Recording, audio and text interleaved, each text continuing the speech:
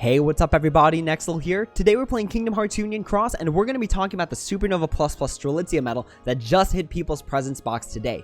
Now, unfortunately, if you did not get a copy of Strelitzia, there is no other way to obtain her at this moment. Maybe they'll re-release her in the future, but I'm not really sure. However, if you did get a copy of Strelitzia, this video is definitely going to be for you. So here is my presents box. I was able to get 2 copies of Strelitzia, and remember, for each Strelitzia medal that you get 100 trait medals, which is a lot of trait medals. So what we're going to be doing in this video, we're going to talk about the medal, do our general overview, and then we'll talk about my thoughts and recommendations on the medal, as well as answer the question that I feel like everyone is asking today: what trait and what skill do I want to give Strelitzia?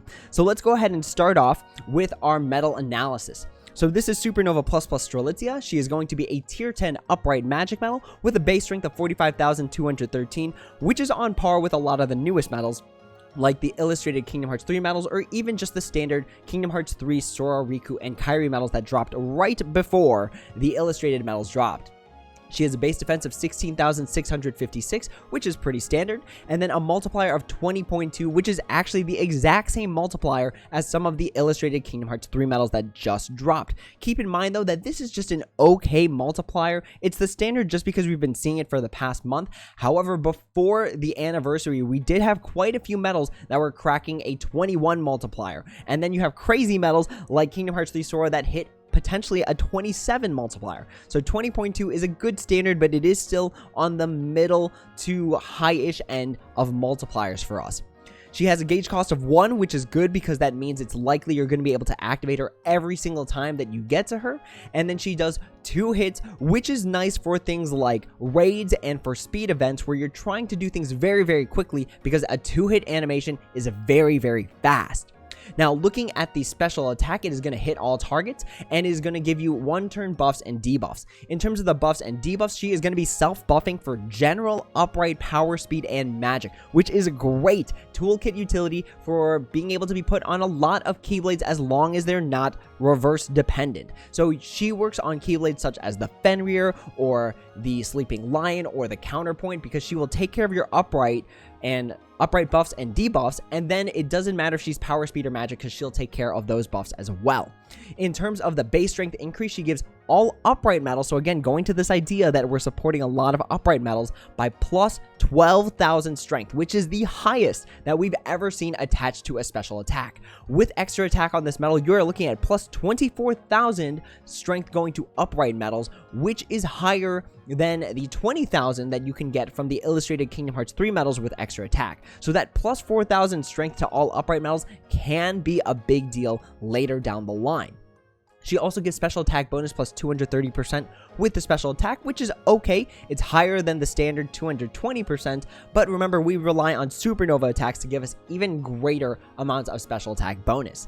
In terms of the effects of the special attack, it's going to give you a gauge heal plus 4, which is really good because she costs 1 gauge. She heals 4, so if you put a second chance on her, or if you put a standard attack boost max skill on her, you are at the minimum gaining 3 gauges. With extra attack, you're looking at plus 6 gauges. If you put an attack boost max skill SP gauge 0, you actually gain 8 gauges if you've got special attack on this medal, which is really, really good.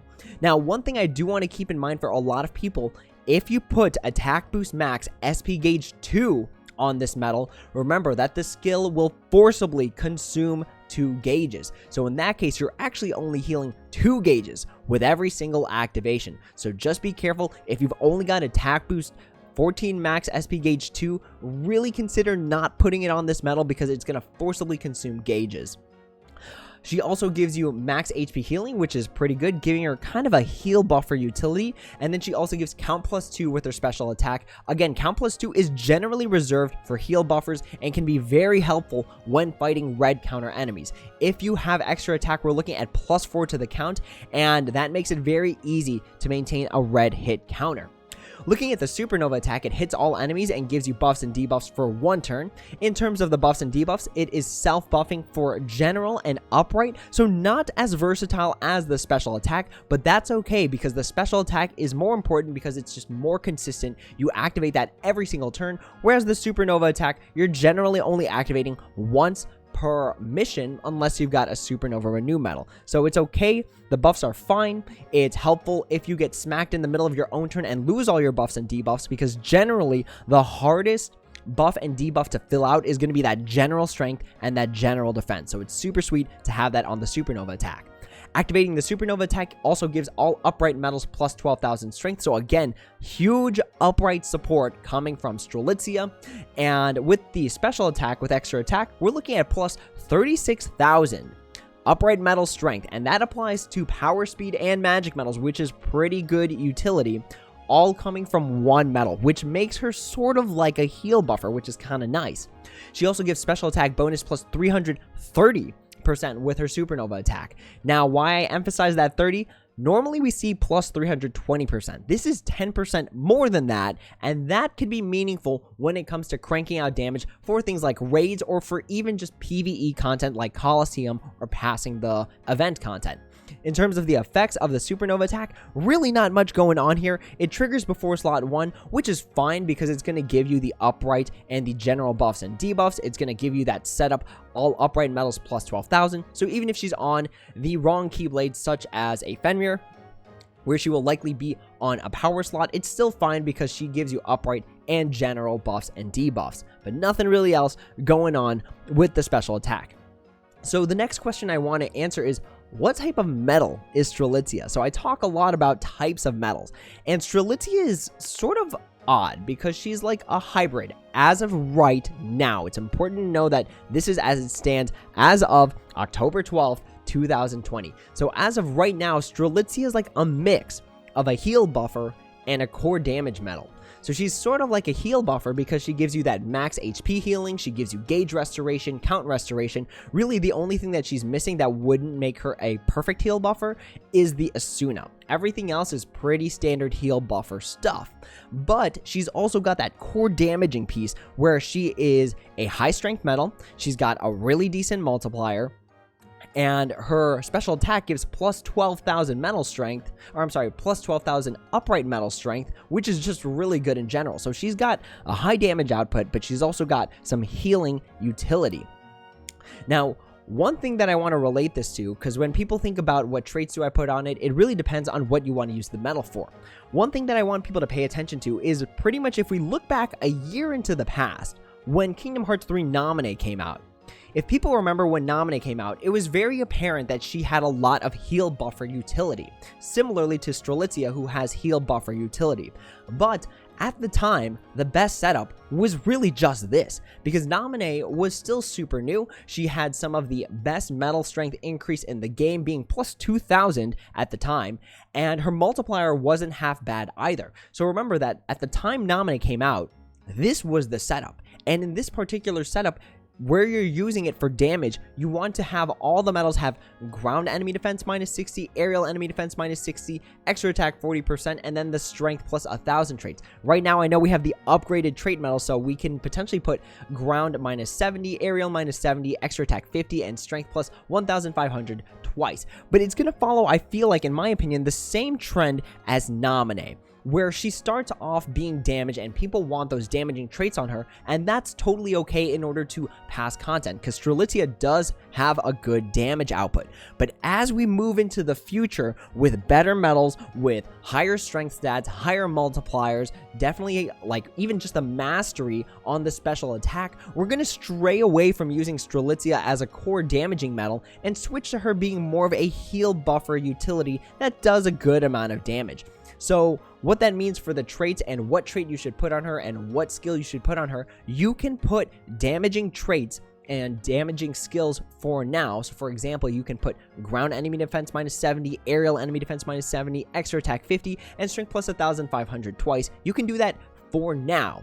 And then as the future moves on, you can use the rest of the trait medals in order to switch her to a heal buffer, which is perfect resist. So she would effectively go from something like this, where we have extra attack, we have the damaging traits, great for passing PvE content, and then over time, with the 100 trait medals that you get, because it's a lot of trait medals, you can convert her from a solely damaging medal into a heal buffer resist setup where you have all these resist and extra attack and you use the medal as more of setup than you actually do for damaging purposes. So truthfully, what I say for the traits and the skill, you can start off with damage, and that's totally okay. She's a very on par medal when it comes to damage, but later in the future, as things get better, as strengths get higher, multipliers get better on medals, mastery becomes more relevant, you're going to want to switch her to a heal buffer down the line. So whatever skill you put on her, know that you might be erasing it in the future if we have no better heal buffers than Strelitzia. Truthfully, I still think Naminé, Kingdom Hearts 3 Naminé, stands her ground as the best heal buffer in the game over Strelitzia, but for some people who want to convert Strelitzia into a heal buffer later, that is totally okay, because you get 100 traits for each single Strelitzia medal that you get, and that is a lot of traits. As of right now, I've been able to hit like a perfect damaging trait setup with about 20 to 30 traits, which was about the same as before we had the new traits, the -70s, the extra attack 50%. So this took roughly about 15 to 25 traits. So the fact that I can get this, and then I'd still have, with the Strelitzia, 75 more trait medals for just that one Strelitzia, there's a good chance that you'll end up with a damaging medal first, and then you convert it to a heal buffer later, because those 75 traits can get you almost all the resists that you're going to need in the future. So she can start as a damaging medal now, give her the ground, aerial, extra attack, and strength traits, and then as the future moves on, you can convert her into a heal buffer with the remainder of the traits that you have. Even if you want to make her a raid medal, it'll likely take about 50 traits, 50 trait medals to get damage in raids 50% 5 times. And if you want to play it super cautiously, you know you're going to make her a heal buffer later. Remember that you cannot roll the resist traits you cannot buy the resist traits with the Moogle shop buying traits with money. So if we go to the Moogle shop, and we go all the way down to traits, remember that you can't buy the resist traits. You have to roll into them. So if you're being super cautious and you're like, maybe I'll need all 100 in order to make her a perfect heal buffer, you can just use these for now. This is totally okay. Yes, it's 10% less in terms of the new traits that are out, but this is still a hefty amount, and it's gonna pass you a lot of content. Truthfully, I don't think the -70%, so ground aerial defense -70%, aerial enemy defense -70%, extra attack 50%, I don't really think those are gonna be too particularly relevant until you hit level 6,000 plus enemies. For enemies that are level 2,500 to 5,000, these will get you by just fine. So you can potentially save all the trait medals, just buy the traits from the shop, give them to Strelitzia, and then just save all 100 of those trait medals to roll for resist later down the line. But no matter what you do with the Strelitzia, she is a great medal in a lot of aspects. She's great for raids, PvE content, for heal buffing, so she fits in a lot of different places. Personally, for me, I think the best setup is to make her damage now and then save some of the traits for later in case you want to make her a heal buffer. I'm personally going to use my two and make one a raid medal and one a PvE content medal, and then again later down the line I'm going to convert that PvE content one into a heal buffer trait setup. But that's my thoughts on the Strelitzia medal and what traits and skills I think you should give it. As always, if you have any questions, comments, or concerns, please feel free to leave them down in the comments below, and I'd be happy to answer when I have the time. If you'd like to join my Discord and get some additional off-hours help when I'm not creating content or live streaming, go ahead and join. It is that link right below the screen. Just type that into your URL, and you should be good to go. But that's all for now. Thank you all so much for watching, and as always, until next time, take it easy.